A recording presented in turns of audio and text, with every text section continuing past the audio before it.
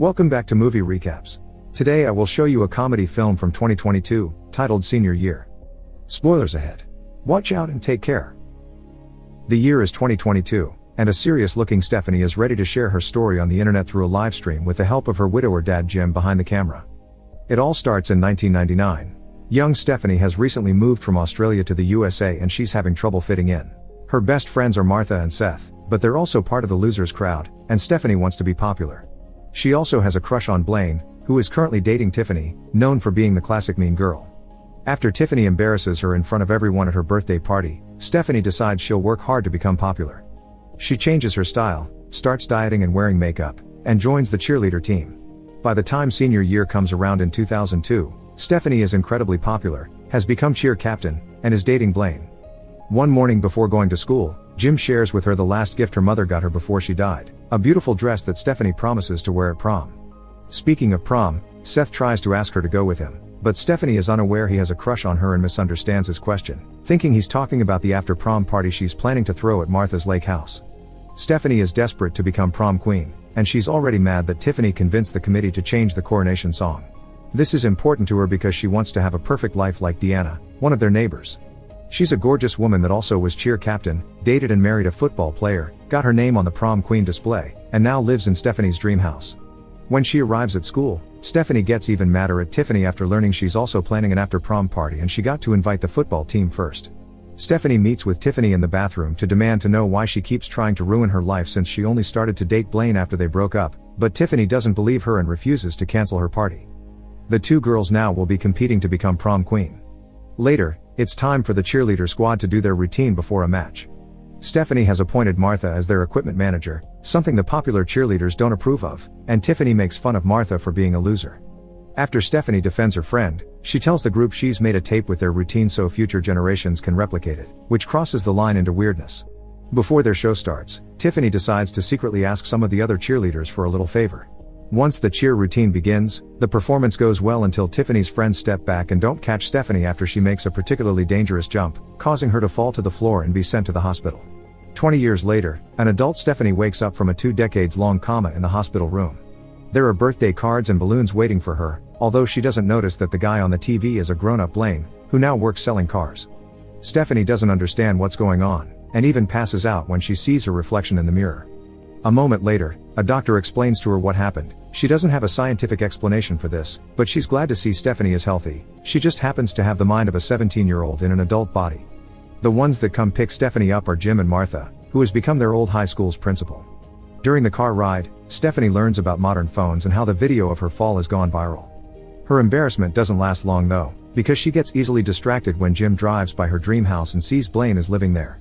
Stephanie jumps out of the car and runs to ring the bell, only to discover that Tiffany is living there too because she married Blaine. Tiffany tries to show sympathy for what happened to her, but Stephanie accuses her of having stolen her life and leaves very angry, unaware that Blaine's peeking through the window and noticing she's still pretty. When Stephanie gets home, she discovers her dad never changed her room and even kept all her magazine subscriptions. However, her clothes barely fit her anymore, and Stephanie doesn't know how to deal with this new body. At that moment, someone rings the bell and when Stephanie opens the door, she finds her class yearbook that was left there by Seth as a welcome gift. She ignores the pictures of Blaine and Tiffany as prom king and queen and concentrates on the messages left by her friends, even if they're treating her as if she was dead. Then, Stephanie remembers one of the last talks she had with her mother, who told her she was smart, beautiful, and funny, and she was sure her daughter would grow up to have the most perfect life. Determined to make her mother proud, Stephanie uses the modern magazines to make a new plan. The next morning, she asks Martha to accept her back into high school so she can finish the last month she's missing from senior year and graduate. Martha refuses at first, but Stephanie reminds her she's still 17 mentally and that she needs to close this chapter of her life, so Martha gives in and takes care of the paperwork. After dressing up as fashionable as possible, Stephanie returns to school and bumps into Seth, who now works as the librarian. She's happy to see him well, but the rest of the school changes aren't as exciting. Not only the entire prom display has been removed because it sends a bad message, the entire process of choosing king and queen isn't done anymore. Martha has created a school with no losers, but if someone wants to bring those traditions back, they'll need to start a petition. Stephanie starts to work on that, but when she goes to the cafeteria to gather support, she discovers there aren't cliques either, just long tables where everyone sits together. Somehow she manages to find the new cheerleaders and sits with them, getting their signatures on the petition, but they explain to her that this won't go anywhere if Stephanie doesn't get support from Tiffany's daughter Bree. While there aren't popularity contests in school anymore, those definitely still exist on social media, and Bree is a very successful influencer. At that moment, Bree comes over to welcome Stephanie and take a selfie with her, but she refuses to sign the petition. After she's gone, the picture appears on Bree's Instagram, where she asks everyone to treat Stephanie well because she's elderly, so Stephanie takes it as mocking. Once classes are over, Stephanie joins the cheerleaders' practice with Martha as the new coach. She's disappointed to find out the new routines are bland and sanitized, with songs that talk about serious social matters with no dancing. There's also no captain, which frustrates her to no end. Afterward, Stephanie spends some time with Seth learning how to use social media, and when she gets home, Jim accepts to gift her a new phone. Stephanie spends most of the evening setting up her new accounts, so now she only needs followers. The next day, she asks Bree if she would add her on Instagram, but Bree turns her down, explaining she keeps the number of accounts she follows small for the sake of her mental health.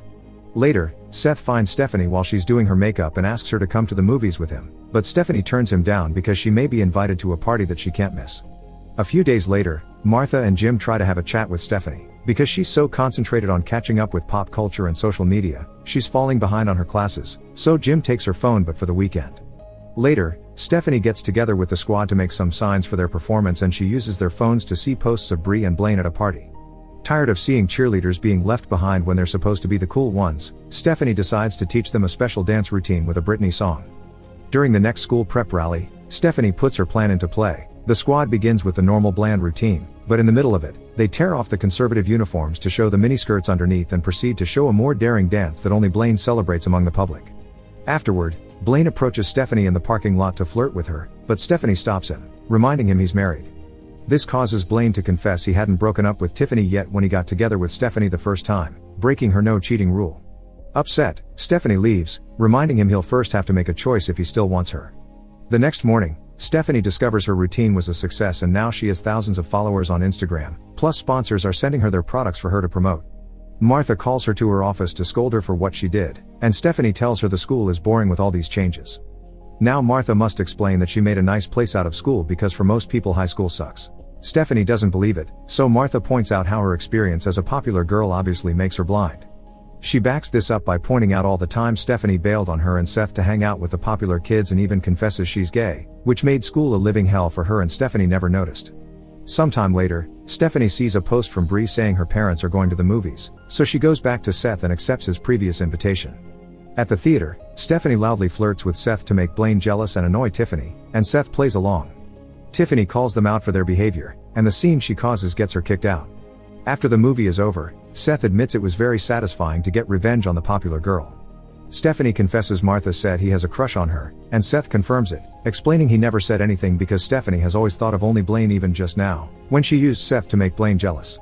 It's the same trick she used to pull in high school, using his and Martha's attention to make popular kids crave hers.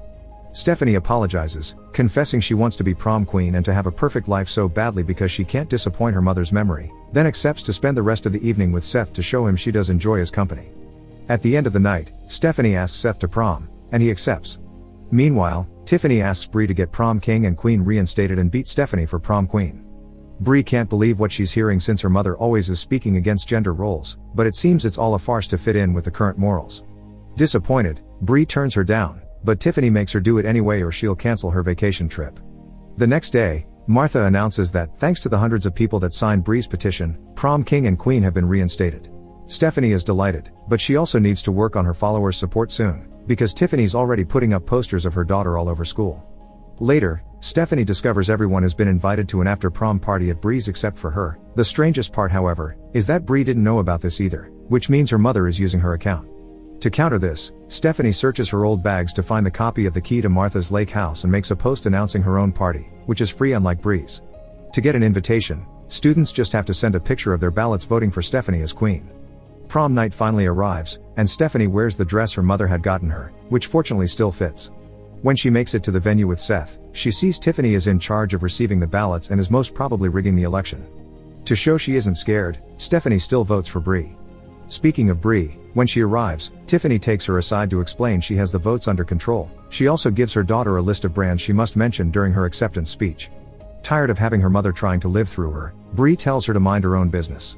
Blaine also comes to prom and tries to kiss Stephanie, who isn't interested but can't shake him off. Seth sees this and completely misunderstands the situation, thinking Stephanie has been using him again. Before she can explain though, Martha appears on the stage to announce the winners. Bree's boyfriend becomes king, and Bree is supposed to be queen thanks to the extra votes Tiffany added for her. However, Bree withdraws from the competition, so Stephanie is the one to become queen. After a night spent dancing and celebrating, it's time for the after-prom party, and Bree tells everyone to go to Stephanie's to get revenge on her mother. Tiffany refuses to accept this, so she calls the police and tells them there's underage drinking at Martha's lake house. When the cops arrive, so does Martha, who is furious with Stephanie for what she did. She had lent her the house 20 years ago, not now, and even back then she hadn't truly wanted to. Martha thinks Stephanie hasn't changed since high school and keeps pushing her and Seth away when they were the only real friends she ever had. Stephanie disagrees, pointing out her hospital room was full of gifts from everyone, so Martha realizes Stephanie never opened the cards to see they were all from her and Seth, who were the only people that visited Stephanie at all. Martha and Seth decide to deal with the cops on their own and leave Stephanie to go home alone. Meanwhile, Bree calls her mother out for calling the cops and removes her from her social media. She also tells Tiffany that she's living through her daughter because she has a miserable life, and when Tiffany tries to deny it, Blaine cuts in and admits they're indeed miserable. Back to Stephanie, she's taken a lift home and is shocked to discover the driver is Deanna, who isn't living the perfect life anymore. Her husband divorced her before she even turned 30 so he could get together with a younger barista, so she was left with no credit or job prospects, and that's why now she works as a driver. She advises Stephanie to throw the crown away because all it got her was a spray tan and pretty hair. Deanna wishes she would have gone to college instead, but she hasn't given up. She's studying now and for the first time she's looking forward to her future. When she gets home, Stephanie tears off the plan she had made and checks the cards from the hospital, confirming they all came from Martha and Seth, nobody else. The next morning, Jim shows her that she still has his love and support, inspiring her to start the live stream that takes us to the beginning of the story. Stephanie apologizes for being a bad friend and neglecting the two most important people in her life. She now understands that popularity and follower numbers don't matter, and from now on, she'll start showing her real self, because it's better to stand out and be real than to fit in like a fake. Her speech inspires some people at the school to find Stephanie's tape with the old cheerleading routine. It also brings Tiffany to her door to apologize, although actually, she's doing so Bree will unblock her. Stephanie tells her it's Bree who Tiffany needs to make things better with because it's not healthy to compete with her own daughter, then accepts Tiffany's apology before giving her the finger. By working hard on her studies again, Stephanie gets to graduate with the rest of her class. When it's her turn to receive her diploma, Stephanie gives Martha a check to pay for the damage to the lake house which she got by selling her car. Martha accepts to make up with her, expressing how proud she is of her friend. Afterward, the cheerleaders show Stephanie the surprise they got for her. They've learned her old routine and perform it now for all the parents to watch.